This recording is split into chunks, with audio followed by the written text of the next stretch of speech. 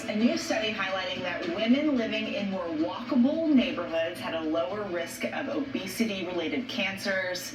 Tell us about this. It seems relatively obvious, but I just want to break down because I think it's important to understand what risk factors go into chronic health and the development and the causes of cancer. So in this study, they followed over 14,000 women for more than 30 years, and they looked at where they lived and the walkability of their neighborhoods. How easy was it to walk to the post office, to walk to the grocery store? Also, how densely populated were these neighborhoods?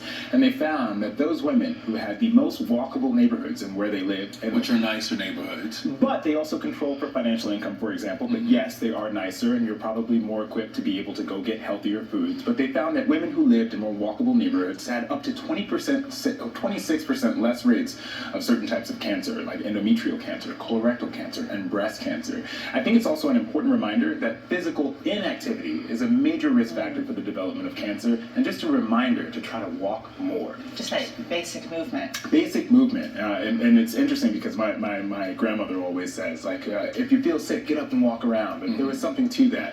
I think, unfortunately, as technology expands, we've become more sedentary, and we're sitting at home. We're doing more on the computer. We're not really moving around, and so we have to remind ourselves to walk. There are other studies that shown in the American Cancer Society that women who walked at least an hour a day had up to 14% less risk of breast cancer. And so again, it's just a reminder, try your best to get out and move. Yeah, and I think we got about 15 seconds left. Any encouragement for those who don't live in walkable neighborhoods? I think changing your physical activity. For example, if you're taking your kids to a soccer game, trying your best to walk around the field instead of sitting and walking, keeping sneakers in your car, parking farther away, all these things you can try to do. All right, go back in a moment. Thank you, Dr.